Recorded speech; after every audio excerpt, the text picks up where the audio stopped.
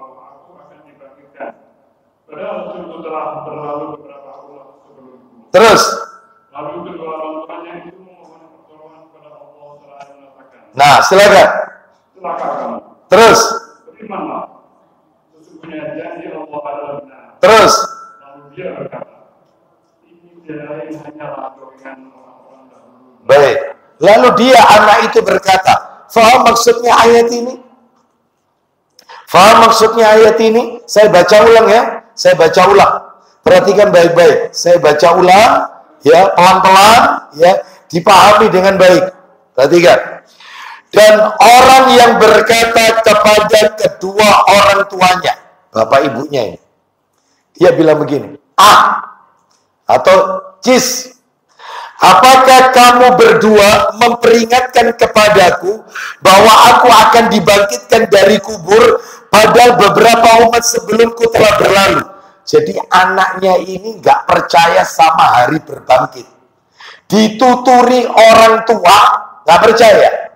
Jadi misalnya orang tuanya ngasih nasihat, nak mandeko, eling nak, kita ini bakal mati nak, semua ini nanti bakal dibangkitkan oleh Allah dari kubur, eling ono balesane kabeh nak.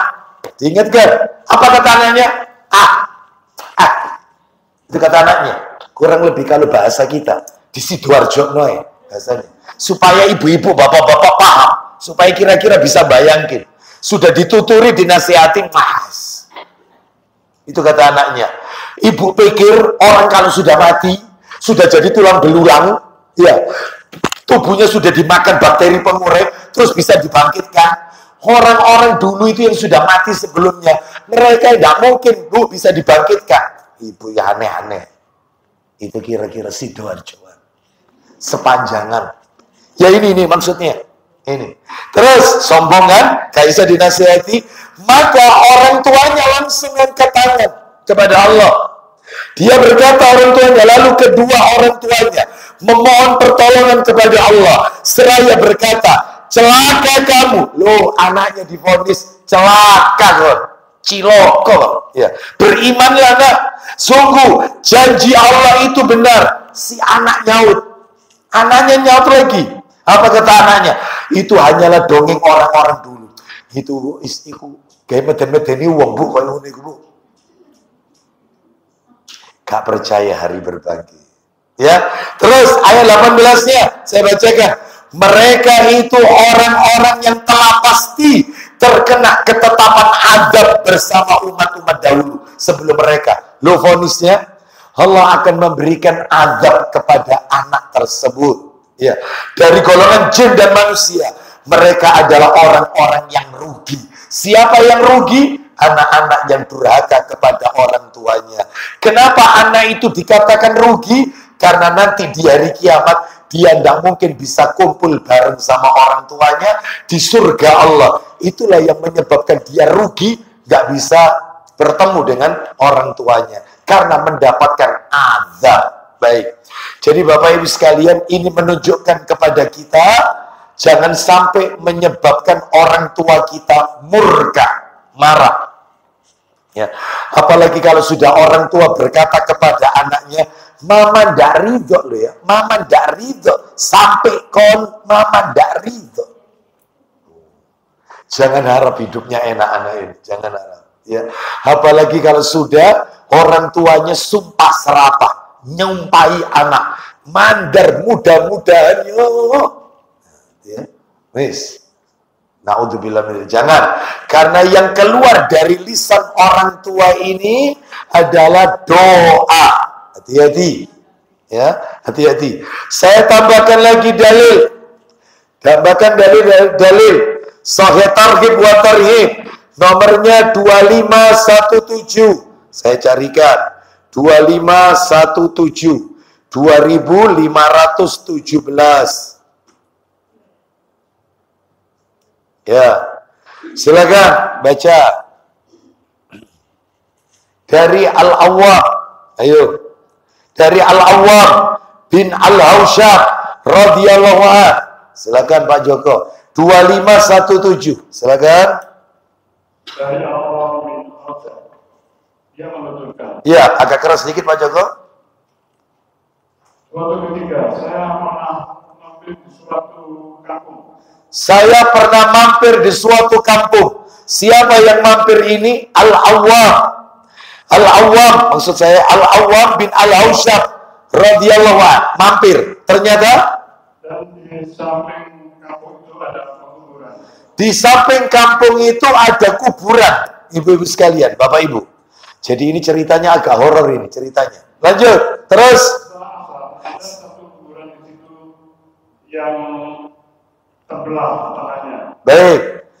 Di samping di kuburan itu ada salah satu kuburan yang setelah asar, tiap habis asar, kuburan itu terbelah tanahnya. Terbelah. Terus mayit ini bangkit ibu-ibu. Lanjut, terus gak? Maka seorang laki-laki yang di kepalanya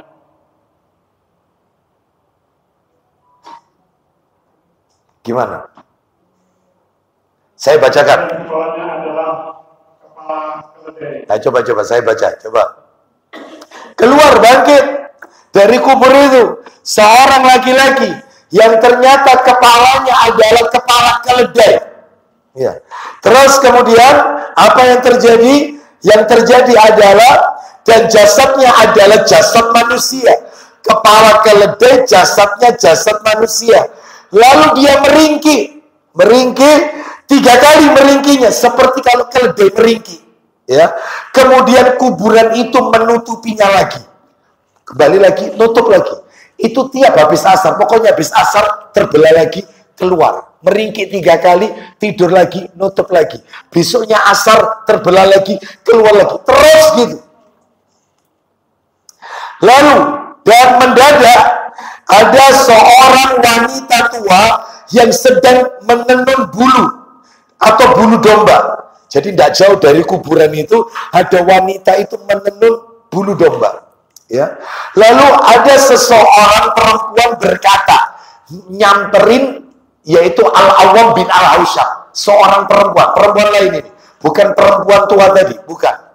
Lalu perempuan ini berkata, apakah kamu melihat wanita tua itu yang sedang menenun bulu domba itu? Katanya Al-Awwam, iya, aku tahu, aku lihat. Ada wanita tua yang sedang menenun bulu domba. Terus kata wanita ini, mayit itu anaknya orang itu. Mayit laki-laki itu yang tiap asar dia keluar dari kuburnya berkepala keledai jasad manusia, anaknya perempuan tua tersebut. Ya. Lalu saya berkata, kenapa itu bisa terjadi? Bagaimana ceritanya? Si wanita ini menjawab, mayit itu, anaknya orang ini dulu suka minum khamr, minum minuman keras. Lalu si wanita tua, tidak lain ibunya itu, suka menasehati anaknya. Apa kata ibunya? Wahai anakku, ittaqillah, bertakwalah kepada Allah. Sampai kapan kamu akan minum khamr ini? Jadi kalau bahasa sepanjangan itu, mandek nak, mandek. Ya, mandek nak. Bertakwa kepada Allah. Sampai kapan? Kau ini terus ini sampai kapan? Mabuk terus.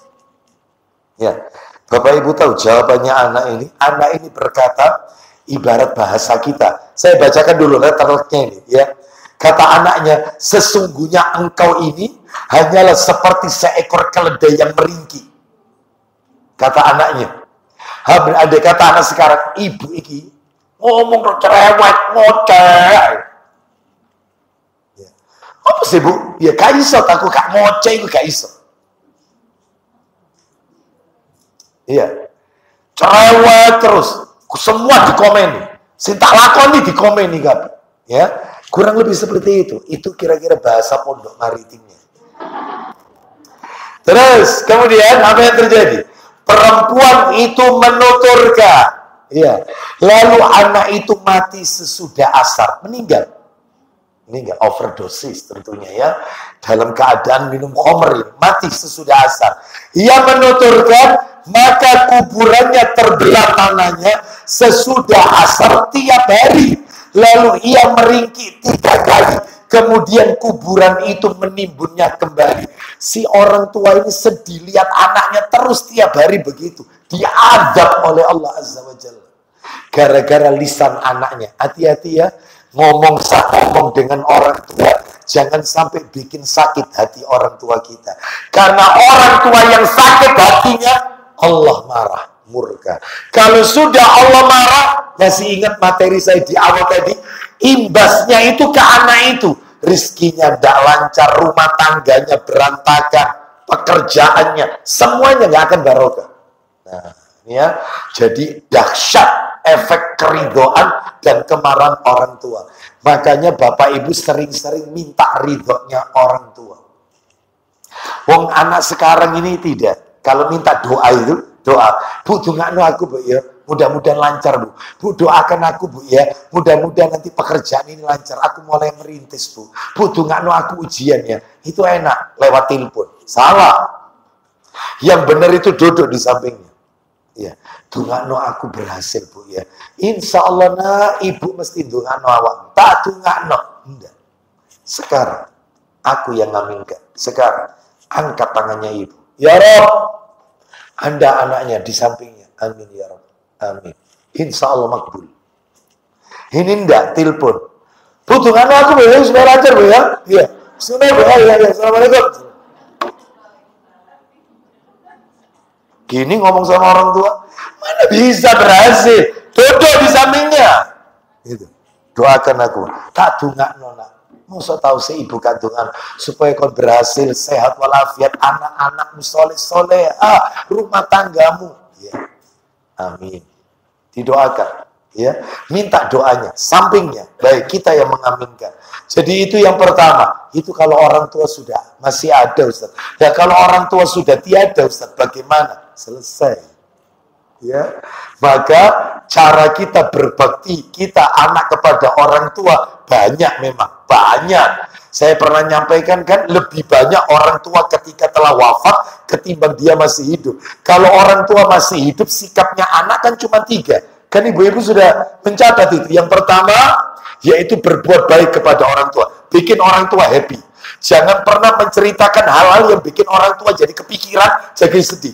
Jangan menceritakan ribut rumah tangga kita ke orang tua kita. Sehingga orang tua merasa, kamu ini tak nikahkan, tak rabekno supaya ibu tenang, kok malah ibu jadi kepikiran. Itu gak akan nyaman. Maka buat dia happy. Buat dia happy. Kalau dia sambatan kakinya, ya sikili ibu cekak-cekak, ajak jalan-jalan. Insya Allah setelah jalan-jalan, alhamdulillah waras sikili. Itu orang tua. Ya, sorry. Buat happy. Apa kesukaannya dia? Dia minta apa? Turuti. Seperti itu. Ya. Jangan buat dia kepikiran. Sampai Bapak Ibu sekalian, silakan Bapak Ibu bisa lihat ceramahnya Ustadz Abdullah Zain. Ustadz Abdullah Zain, hafidhahullah ta'ala, di YouTube. Saya dengar ceramahnya beliau tentang membahas kitab ini, Adabul Mufrad ini.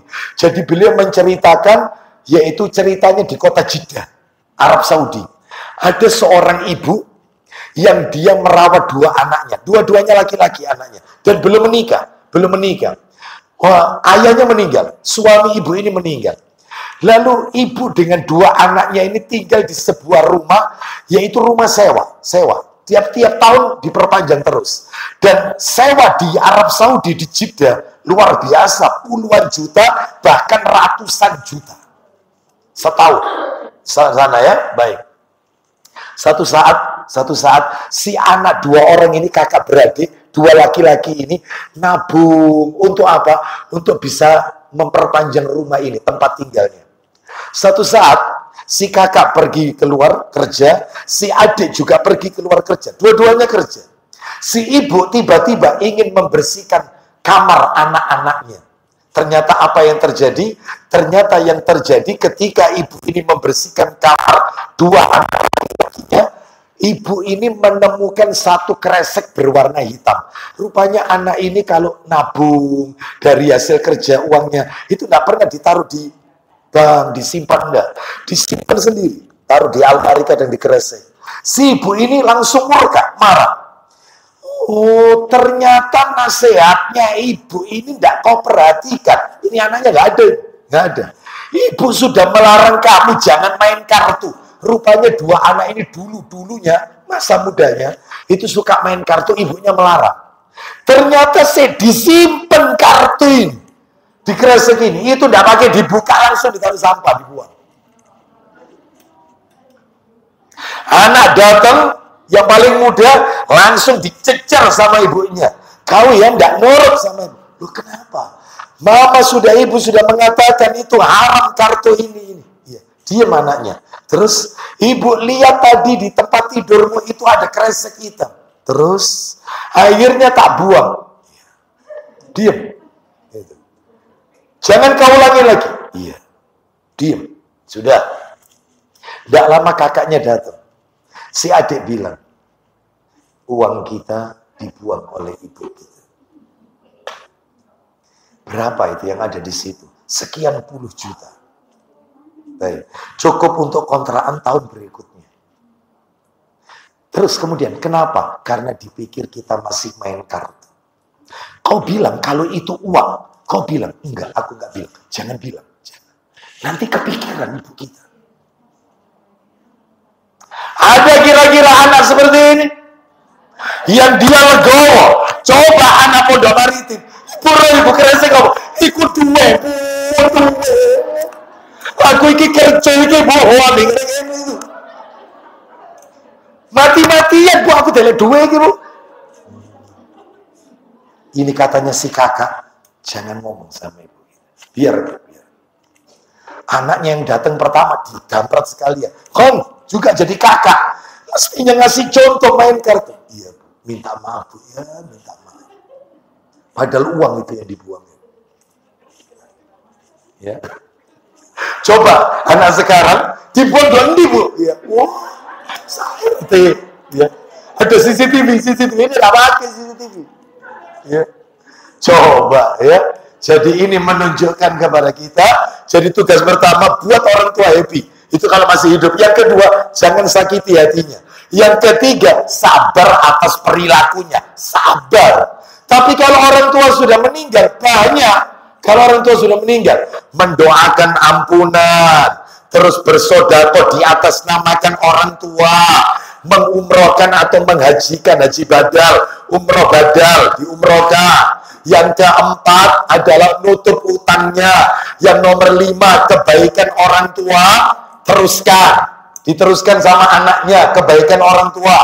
Jangan diputus. Nomor 6, terus jalin silaturahim keluarganya orang tua. Jangan diputus. Oh itu. Banyak.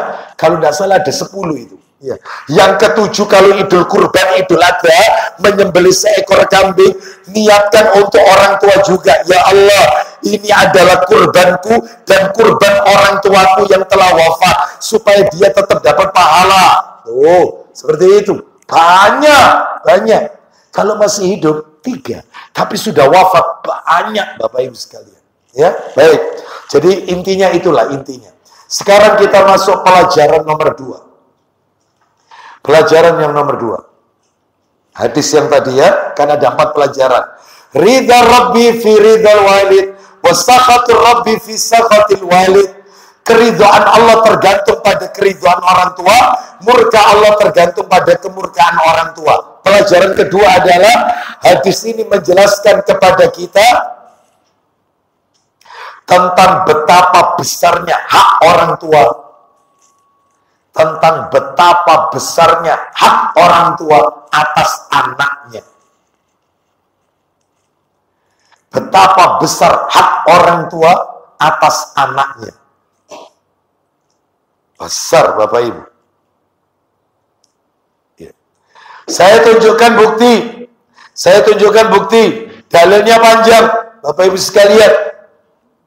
Ada di kitab Sahih Targhib wa Tarhib. Bapak Ibu bisa catat aja. Nanti saya ceritakan. Ringkasnya aja. Sebab jalan ceritanya panjang. Dan saya yakin Bapak Ibu pernah dengar cerita itu. Bisa ditulis itu riwayatnya. Riwayat Bukhari Muslim dalam Sahih Targhib wa Tarhib. Nomornya 2497. 2497. 2497. Begini ceritanya. Bapak Ibu pernah dengar tidak? Kisah tentang 3 orang pemuda yang terjebak dalam gua. Karena ya, ini bukan Ashabul Kahfi loh. Bukan loh ya, bukan. Itu beda ceritanya. Ini tidak. 3 orang. Awalnya 3 orang ini mereka berada di hutan. Lalu karena hujan deras, maka mereka pun masuk ke dalam sebuah gua. Supaya mereka tidak terkena tetesan air hujan. Ternyata qadarullah, ada batu besar menggelinding di atas gua itu yang jatuh menutupi mulut pintu gua itu. Sehingga mereka 3 orang ini nggak bisa keluar. Salah satu dari 3 orang ini berkata kepada 2 temannya, ayo kita ingat-ingat kebaikan apa yang pernah kita lakukan sebelum kita masuk dalam gua ini. Mudah-mudahan kebaikan kita tadi menyebabkan Allah membuka pintu gua ini. Supaya kita nggak terjebak di sini. Ayo kita ingat-ingat. Berkatalah orang pertama. Ya ini ceritanya. Tentang birrul walidain. Apa kata orang ini? Ya Allah. Jadi dia ini intinya Bapak Ibu. Mohon maaf sebelum tak lanjutkan ceritanya. Orang ini bertawassul, wasilah, tawassul dengan amal soleh yang pernah dia lakukan. Boleh yang kayak gini. Nanti tak tunjukkan tawassul yang haram. Nanti terakhir aja. Singkat cerita. Dia berkata, ya Allah, orang pertama ini cerita, dalam gua. Ya Allah, saya memiliki kedua orang tua. 2 orang tua, ibu dan bapak.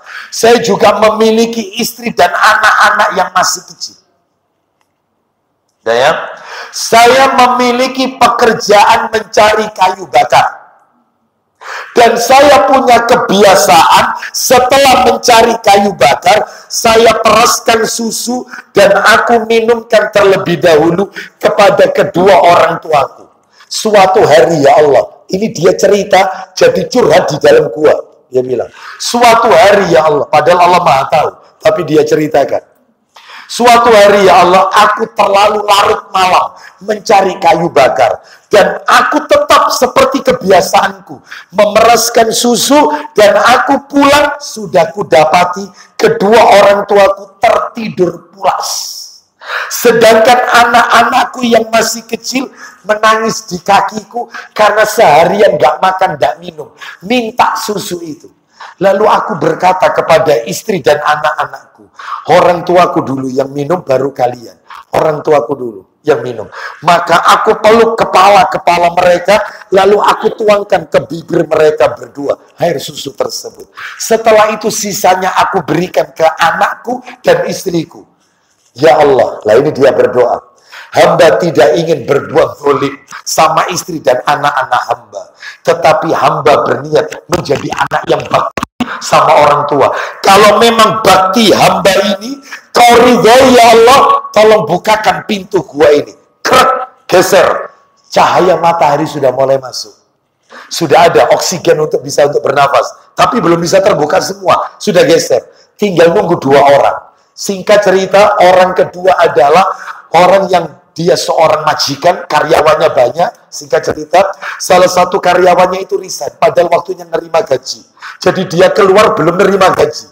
Sama majikannya, gajinya karyawan ini dibelikan 2 ekor kambing, jantan sama betina. Dikembangbiakan sampai kambingnya itu memenuhi lembah. Bertahun-tahun tidak diambil sama karyawan ini. Satu saat sekian tahun lamanya, karyawan ini ingat, aku dulu pernah kerja di perusahaan ini dan aku belum ngambil gajiku.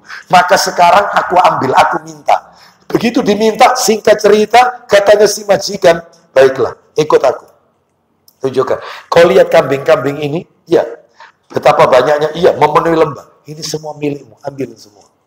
Karena gajimu tak kembang biakkan, dia tidak minta ongkos apa ini? Pemeliharaan, enggak. Majikannya nggak minta. Ini semua dari 2 ekor jadi sekian banyak ini semua ambil, semua ini milikmu. Ya Allah, hamba tidak zalim sama karyawan. Kalau memang kebaikan Anda kepada karyawan kau ridhoi, maka tolong bukakan pintu gue, krek keluar. Tapi tetap ya semakin lebar pintu gue itu terbuka, tapi nggak bisa tetap keluar. Tinggal nunggu 1 orang. Yang 1 orang ini, orang ketiga adalah, ya Allah, aku memiliki saudara sepupu. Saudara sepupu, di sana. Di mana dia datang kepadaku, perempuan misalnya. Dia butuh uang. Ya. Lalu aku memberikan syarat, Aku bisa memberikan semua yang kau inginkan dengan satu syarat, kau mau berzina denganku. Lalu wanita itu, saudaraku, itu tidak ada pilihan lain karena dia butuh itu untuk makan. Lalu, mohon maaf karena hadisnya bilangnya begitu. Ketika aku sudah berada di antara kedua wanita, kaki dua wanita itu, maka wanita ini berkata kepadaku, ittaqillah, bertakwalah kepada Allah. Jangan pernah merusak kehormatan seorang wanita sebelum melalui pintu yang sah, yaitu nikah. Maka ketika aku mendengar kata-kata Allah, badanku gemetar dan aku tinggalkan perbuatan itu. Nggak jadi aku lakukan. Ya Allah, kalau memang aku tinggalkan perbuatan zina itu karena aku takut kepadamu dan kau ridhoi, tolong bukakan pintu gua ini. Terbuka, tiga-tiganya keluar. Ya. Baik, jadi kira-kira kalau orang zaman sekarang gimana itu kira-kira ya? Ya, Bapak Ibu sekalian rahimani wa rahimakumullah, ini menunjukkan kepada kita bukti bahwasannya betapa besarnya hak orang tua. Kembali ke tadi cerita tadi. Ya. Jadi seorang suami yang mendahulukan orang tuanya ketimbang istrinya. Ya, baik, Ustadz. Saya mau tanya, ada yang tanya ini. Kalau suami itu mendapatkan rezeki, Ustaz, mendapatkan gaji, mana yang harus dia dulukan? Diberikan kepada orang tuanya dulu, papa mamanya, atau ke istrinya dulu? Maka jawabannya adalah istri. Istri. Karena menafkahi istri itu wajib. Wajib. Wajib itu, menafkahi istri. Sedangkan orang tua tidak dalam hal ini. Itu adalah sebagai bentuk kebaikan seorang anak kepada orang tua. Kalau orang tuanya miskin, ternyata istrinya mampu, maka anak wajib mendahulukan orang tua. Kalau orang tuanya itu mampu, sedangkan istrinya itu mampu, sama-sama mampu, maka si anak laki-laki mendahulukan istrinya. Istri dulu. Istri dimuliakan, didulukan.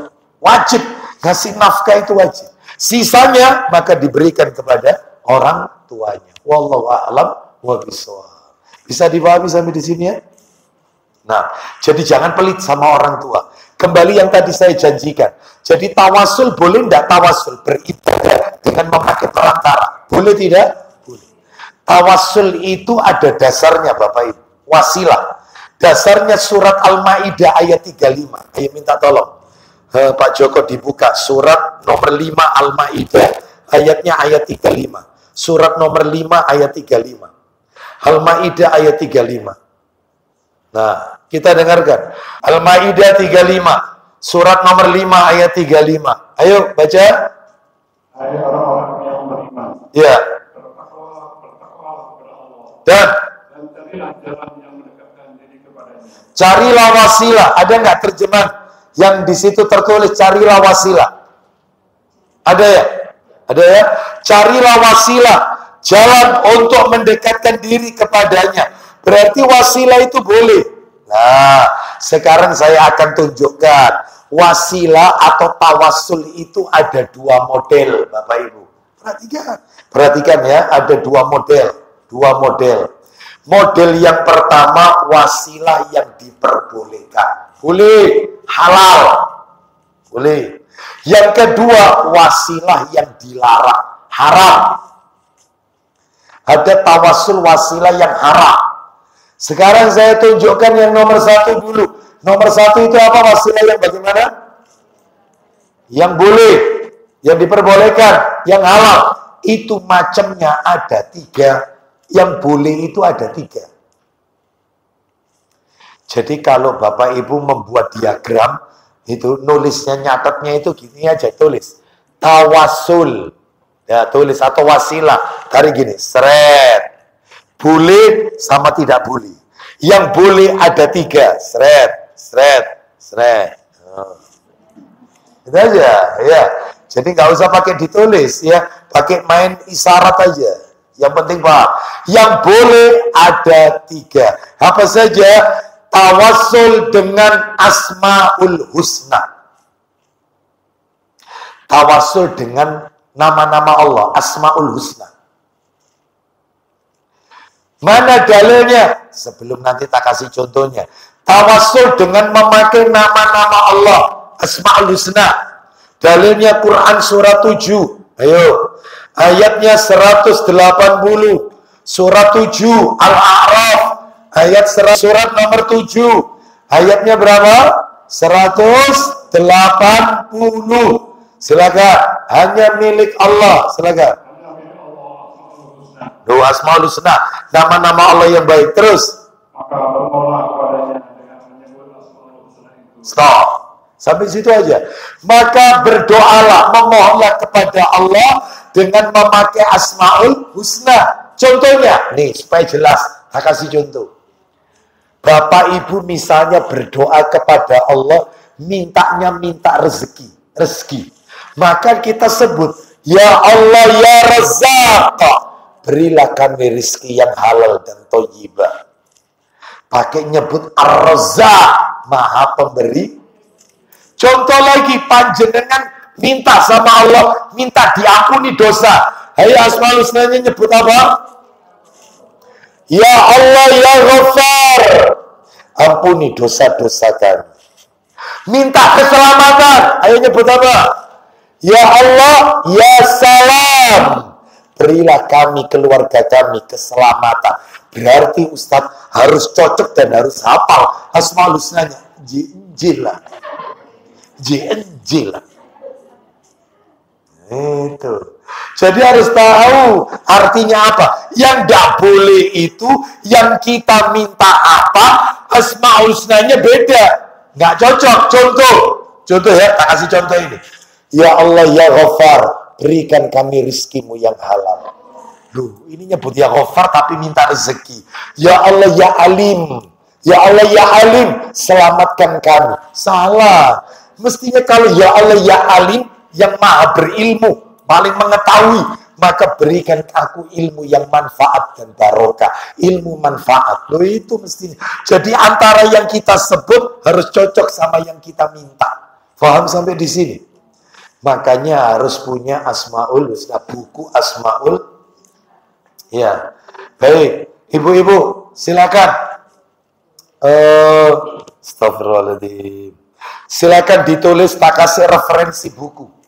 Bulan depan kalau ketemu, entah bulan depan atau nanti setelah Idul Fitri, kalau kita ketemu, kalau bulan depan libur karena Ramadan ya, barangkali. Tapi kalau masih ada taklim, insya Allah saya bisa. Tapi kalau libur ya ketemu April. Ternyata April deket sama Idul Fitri ya, berarti ketemu Mei insya Allah.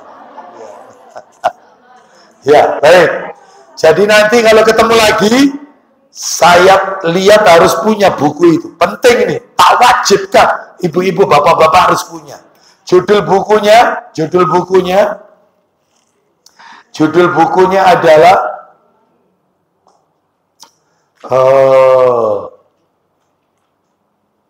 sebentar, tak tunjukkan gambarnya ya. Judul bukunya adalah buku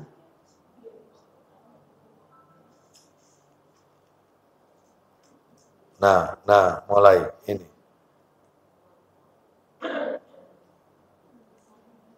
Nah ini. Kok muncul Shopee? Ngapain muncul Shopee? Heran saya. Melo. Nih bukunya. Iklan iya. Nih bukunya ya. Tuntunan doa dengan Asmaul Husna. Harus punya ini. Gak besar bukunya, punya Bu ya. Penerbitnya Pustaka Ibnu Umar. Carinya di mana Ustadz? Ada enggak di Gramedia? Insya Allah enggak ada. Ya. Bisa cari di mana? Togamas Ustadz? Insya Allah enggak ada. Mau enggak mau ibu-ibu harus ke Surabaya Utara. Ya, daerah Ampel ke Mas Mansur. Karena ini kitab Arab yang sudah diterjemahkan bahasa Indonesia. Tuntunan doa dengan Asmaul Husna, penerbitnya Pustaka Ibnu Umar. Pustaka Ibnu Umar. Betul? Di Shopee ada, ya wis, barang wis. Maka dikasih petunjuk tadi. Iya. Online, ya bisa, ya bisa. Jangan di check out di sini, jangan, nggak boleh. Ini rumah Allah, ya nggak boleh jual beli, ya. Jangan check out, check outnya nanti aja. Masukkan keranjang boleh, ya. Boleh. Ustaz kok apa? Dikasih tahu. Atau nanti nunggu live-nya, nunggu ada live-nya ya. Biar dapat diskon banyak gitu katanya ya. Ini dunia ibu-ibu. Nah, kita lanjutkan. Itu keranjangnya penuh gak di tuku-tuku. Ya. Baik. Jadi apa tadi Bu? Sampai mana tadi? Tawas boleh ya? Boleh. Nomor satu apa yang boleh? Tawasul dengan Asmaul Husna. Yang nomor dua, tawasul dengan amal solih. Tawasul dengan amal solih yang kita kerjakan. Yang kita kerjakan. Dalilnya tadi Bu, yang tadi itu loh, Sahih Targhib yang cerita 3 orang masuk gua tadi loh. Sahih Targhib nomor berapa tadi? 2497 yang Sahih Targhib tadi. Cerita 3 orang dalam gua tadi itu. Yaitu tawasul dengan amal soleh. Ada yang bakti sama orang tua, ada yang majikan yang berbuat baik sama karyawan, ada yang orang yang meninggalkan zina. Nah, itu tawasul itu. Termasuk panjenengan. Besok hari Kamis, puasa Senin Kamis misalnya. Setelah berbuka, Bapak Ibu boleh, ya Allah, mudah-mudahan puasaku hari Kamis ini, ya Allah, Senin Kamis ini, kau jadikan anak-anakku soleh-soleha, rumah tanggaku mawaddah warahmah. Boleh. Jadi tawasul dengan amal perbuatan yang kita lakukan. Ya, tahajud, witir. Ya, ternyata nunggu subuh, panjenengan berdoa, ya Allah, mudah-mudahan tahajudku tadi, witirku tadi menjadi penyebab kau mudahkan urusannya anakku, ya Allah, urusan pekerjaannya suamiku, ya Allah. Boleh. Tawasul dengan amal soleh, gak apa-apa. Paham? Sekarang yang nomor 3, tawasul dengan doa sesama kaum muslimin yang masih hidup. Doa sesama kaum muslimin yang masih hidup. Nomor 3, tawasul dengan doa sesama kaum muslimin. Ya, misalnya nih, saya bilang sama ibu-ibu, Bu, doakan saya ya, mudah-mudahan ini ya, ibu-ibu nitip doa, Ustaz, doakan anak saya, Ustaz, mudah-mudahan sukses. Saling doa mendoakan boleh. Cuman itu ada syaratnya itu, tapi katanya ulama ada syaratnya. Apa syaratnya? Tidak boleh dijadikan habit, kebiasaan. Tiap ketemu orang doa. Nggak boleh. Nggak boleh terus-terusan. Yang kedua, yang kita mintai doa itu orang soleh, nggak sembarangan. Yang kita tahu orang itu istiqomah, ibadahnya tegar di atas Quran dan Sunnah, boleh nitip doa. Ya, misalnya ada orang soleh berangkat umroh, saya nitip doa ya, doakan saya. Sebutkan nama saya sebutkan hajat saya ketika engkau berada di Masjidil Haram. Sertakan hajatku saat engkau minta kepada Allah di depan Ka'bah. Nanti orang yang dititipi, gak usah satu persatu mocok kertas. Ya Allah, kabulkan doanya. Ya, siapa? Bu siapa? Ini doanya Pak siapa? Cukup gini aja yang dititipi. Ya Allah, kabulkanlah semua hajat orang-orang yang menitipkan doa kepadaku. Ringkas itu jadi satu. Gak usah satu persatu. Iki mau lo pesan, iki lo anak, iki ono yang sudah, iki ibu, iki pesan. Ya Allah. Ya, seperti itu. Sampai saya pernah ngantarkan jamaah bimbing. Itu sama jamaah itu dikejar sampai bandara.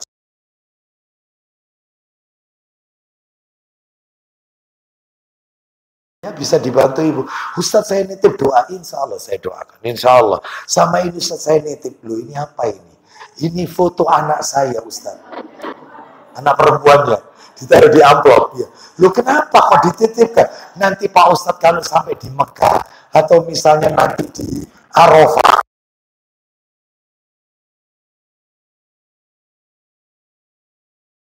ditaruh di sana Ustadz, supaya lancar jodohnya itu Ustadz, gitu ya. Sudah umur 25 Ustadz, gitu ya. Itu dalam hati, tak dewe mahal. Dalam hati. Dalam hati. Ya. Seperti itu. Sudah. Saya bilang sama ibu ini, gak usah butuh-butuhan. Ya. Nanti saya doakan, sudahlah Ustadz. Gitu ya. Sampai akhirnya, ya saya nggak tahu bagaimana dia itu ya. Sampai akhirnya dimasukkan, jadi tas saya itu terbuka karena ini saya bawa paspor jamaah sama ID card jamaah, dimasukkan ke situ. Maksa, astagfirullah. Maksa, sudah. Akhirnya yang kayak gini kan khurafat ini, khurafat. Akhirnya sudah itu, daripada nanti ditemu orang atau sudah saya nggak buka amplop itu, masih di ruang boarding, mau berangkat ini boarding, sudah saya sobek, sudah tak masukkan di tong sampah. Sampai di sana saya berdoa kepada Allah. Saya pulang umroh, dia telepon, alhamdulillah Ustaz,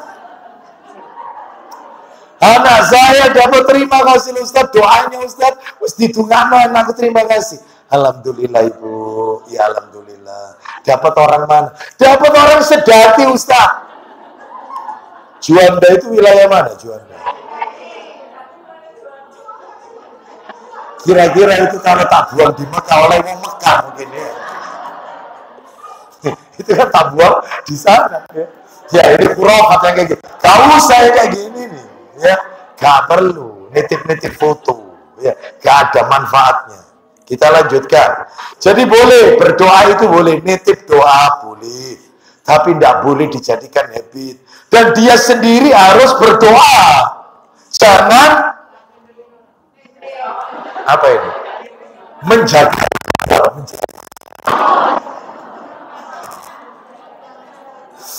Ya, jangan kemudian yaitu kita pasrah kepada orang itu, jangan dia sendiri. Nanti ketika nggak sukses, dia bilang sampai nggak juga.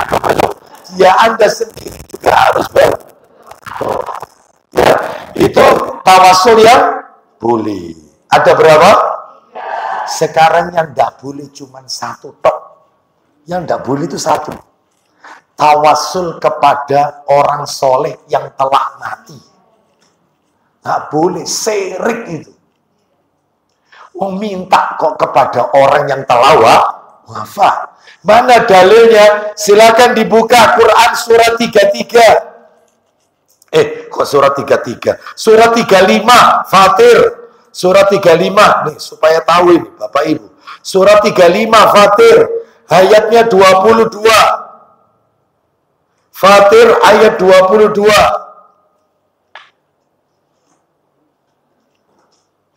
Fatir ayat 22. Kita dengarkan Fatir 22. Dan tidak pula sama orang-orang yang hidup dan orang-orang yang mati. Lanjut. Sesungguhnya Allah memberi kebenaran kepada siapa yang dikehendakinya. Dan kamu sekali-sekali tidak akan sanggup. Stop. Dan engkau Muhammad. Ada enggak yang terjemahan itu? Dan engkau, kamu Muhammad. Ulang lagi. Dan engkau Muhammad tidak akan sanggup. Orang yang dalam kubur dapat mendengar. Orang yang di dalam kubur tidak bisa mendengar. Jadi kalau ada seorang wanita ditinggal mati oleh suaminya, lalu setelah masa iddah 4 bulan 10 hari, setelah itu kemudian dia ziarah, atau mungkin sekian tahun setelah dia menjanda, dia ziarah ke makam suaminya, lalu dia berkata, Assalamualaikum Mas, aku teko, anakmu wis tak mong, ya seperti itu. Mas jangan marah ya, lama-lama menjanda juga ndak enak. Aku mau nikah lagi. Insya Allah sama Abu Aslam.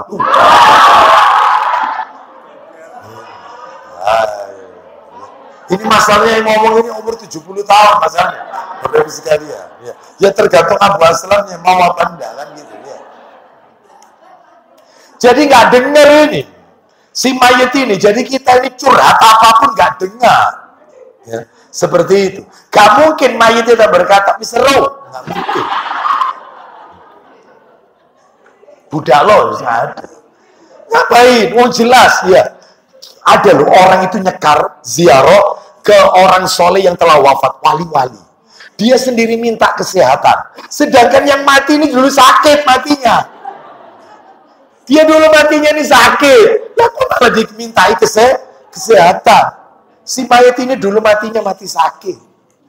Kena COVID. Jadi, Bapak Ibu sekalian nggak minta itu sama, kecuali kalau orangnya masih hidup baru boleh. Orang mati nggak boleh dijadikan perantara, wasilah. Tak tambahin lagi supaya jelas. Suratnya tetap surat 35. Surat 35 ayatnya ayat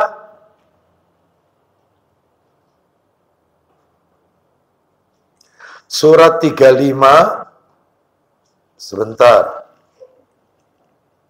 Ayatnya itu, oh ini sebentar. Maaf, sebentar ya, sebentar. 27. Surat 27, Bapak Ibu. Surat 27 ayat 80. Surat 27 ayat 80. Allah Ta'ala berfirman, sesungguhnya kamu tidak dapat menjadikan orang-orang yang mati mendengar. Duh, orang mati nggak mungkin bisa mendengar. Terus, Dan tidak pula menjadikan orang-orang yang tuli mendengar panggilan apabila mereka telah berpaling ke belakang. nah, jadi orang mati itu diibaratkan seperti orang tuli, gak dengar apa-apa. Bapak Ibu harus tahu, orang mati itu baru bisa mendengar cuma dua keadaan. Orang mati yang sudah mendekam itu dalam kubur, itu bisa mendengar dua keadaan. Hanya ini. Yang pertama, saat dia dimasukkan ke liang lahat, dimiringkan menghadap kiblat, ditutup dengan papan, diuruk dengan tanah, lalu semua orang pada pulang, dia bisa mendengar suara derap kaki sandal orang-orang yang mengantarkan dia. Suara derap kaki orang yang mengantarkan dia. Dengar dia. Cuman itu, setelah itu nggak dengar lagi. Yang kedua, kondisi kedua, orang mati bisa mendengar pada saat kalau ada orang ziarah, mengucapkan salam. Orang kalau ziarah kan mengucapkan salam. Assalamualaikum. Loh itu kan, ahlad diyari minal mu'minina wal muslimina wa inna insyaallahu bikum lahikun. Lah yang namanya assalamualaikum butuh jawaban waalaikum salam. Siapa itu yang jawab? Katanya para alim ulama, yaitu mereka yang wafat dalam keadaan sul khotimah, itu mereka jawab waalaikumsalam. Mayit ini. Bahkan bukan hanya jawab, dia tahu siapa yang datang. Anaknya, suaminya, dia tahu yang datang itu siapa. Senang dia dikunjungi. Senang dia. Karena disampaikan, itu bagi mereka yang matinya mati dalam keadaan baik. Sedangkan mereka yang matinya sul khotimah, masa hidupnya syirik, masa hidupnya tidak pernah sholat, masa hidupnya itu nenggair, ini minuman-minuman keras, dan seterusnya. Masa hidupnya mati bunuh diri, masa hidupnya matinya sul khotimah, maka selamanya tuli gak dengar. Meskipun keluarganya mengucapkan salam, yang jawab itu mereka orang-orang soleh yang lain. Dia nggak bisa jawab. Kenapa? Karena disibukkan dengan adab dan adab. Sampai terus hari berbangkit. Ya. Jadi ini menunjukkan kepada kita bahwasanya orang mati tidak bisa mendengar. Ya. Terus ada lagi Ustaz. Sebenarnya ada. Sebentar. Oh, surat 30 Bapak Ibu. Surat 30. Surat 30. Ayatnya 52. Oh iya kan? Ayatnya 52. Surat 30 ayat 52. Ar-Rum ayat 52. Maka sesungguhnya kamu tidak akan sanggup menjadikan orang-orang yang mati itu dapat mendengar. Nggak mungkin mendengar orang mati. Diulang-ulang terus dari tadi. Terus. Dan menjadikan orang-orang yang tuli dapat mendengar seruan. Apabila mereka itu berpaling ke belakang. Duh, seperti itu Bapak Ibu ya. Jadi jelas sekali kan di sini. Baik Bapak Ibu sekalian, rahimani wa rahimakumullah. Saya cukupkan sampai 2 poin ini aja Bapak Ibu. Saya cukupkan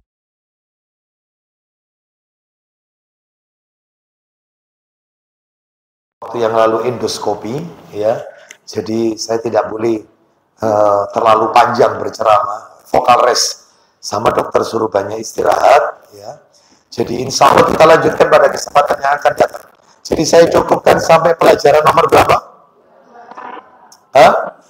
Hanya 2. Saya tambahkan 1 dalil lagi. Pelajaran nomor 2, saya tambahkan 1 dalil lagi aja. Saya tambahkan 1. Setelah itu kita akhiri. Jadi pelajaran nomor 3 sama pelajaran nomor 4, insya Allah kalau ketemu lagi. Saya tambahkan 1 lagi ya. Mohon maaf ini sama panitia Majelis Talim Tazkiyatun Nafas, nggak bisa berpanjang-panjang. Suara saya kan sudah mulai muncul tenggelam. Iya, karena hasilnya ada sesuatu di pita suara saya ternyata. Iya. Ya, sarannya operasi, tapi saya lebih memilih jalan, ya, aja lah, terapi. Ya, baik. Jadi kita lanjutkan. Saya tambahkan 1. Sahih targhib wa tarhib nomor, tadi dalil yang pertama nomor berapa tadi? 2497 ya, tentang 3 orang yang ada dalam gua. Yang nomor 2 tak tambahi 1, Sahih targhib wa tarhib 2482. 2482, betapa besarnya hak orang tua ini. 2482. Nah ini 2482, saya carikan. Ya, STBT, Sahih targhib wa tarhib 2482. Nah ini dari Abu Sa'id radhiyallahu anhu. Saya bacakan ya. Ada seorang laki-laki dari penduduk negeri Yaman. Laki-laki penduduk negeri Yaman.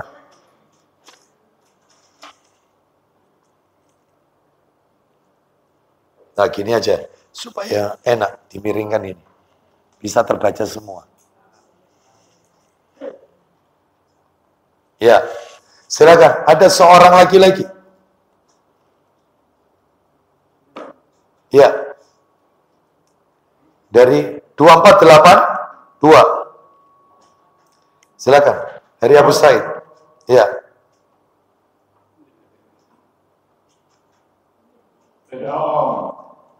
Hah?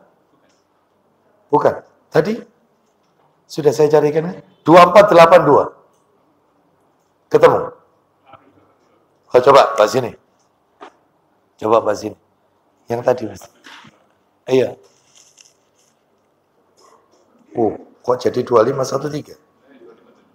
Iya. 248 berapa? Baik, saya bacakan. Ada seorang laki-laki dari penduduk negeri Yaman datang menemui Rasulullah sallallahu alaihi wasallam. Nah, ini ketemu. Berhijrah kepada Rasulullah. Lalu beliau bersabda. Nah, ini ya, perhatikan. Faqala lahu, Nabi bersabda, "Halaka ahadun bil Yaman?" Ya. Apakah kamu memiliki seseorang di Yaman? Apa kamu punya keluarga di Yaman? Orang ini menjawab, "Abawaya, ya, aku memiliki kedua orang tua. Orang tua saya keduanya ada di Yaman." Lalu Nabi bertanya, "Adina laka?" Ya, Nabi bertanya, "Apakah mereka telah mengizinkanmu? Kau sudah dapat izin enggak dari orang tuamu untuk hijrah jihad bersama kami?" Terus dia menjawab, "Tidak, belum dapat izin." Maka Nabi sallallahu alaihi wasallam bersabda, ya, "Farji ilaihima fasta'dhinhuma fa in adina laka fajahid wa illa fabirrahuma." Kata Nabi, kembali, pulang lagi kamu ke negeri Yaman. Ya, kau minta izinnya. Jika mereka mengizinkanmu, silakan jihad. Jika mereka tidak mengizinkanmu, maka cukup bagimu berbakti kepada mereka. Jadi kalau begitu, kesimpulannya hadis ini adalah haknya orang tua itu besar, yaitu saking besarnya adalah sama dengan jihad di jalan Allah. Bakti sama orang tua itu sama dengan jihad di jalan Allah. Jadi kalau orang tua tidak mengizinkan, ya jangan pergi jihad. Padahal orang kalau jihad mati, syahid ini. Syahid. Ini kata Nabi, kalau orang tua mengizinkan boleh. Kalau orang tua mengizinkan, mati saja. Karena itu juga termasuk jihad di jalan Allah. Baik, demikian Bapak Ibu sekalian, mudah-mudahan menjadi tambahan ilmu yang bermanfaat. Insya Allah kita akan bahas pada kesempatan-kesempatan yang akan datang. Kita tutup dengan kafaratul majelis. Wassallallahu ala nabiyyina wa ala alihi wa sahbihi wa sallam. Subhanakallahumma wa bihamdika asyhadu an la ilaha illa anta astaghfiruka wa atubu ilaik. Wa akhiru da'wana alhamdulillahi rabbil alamin. Assalamualaikum warahmatullahi wabarakatuh.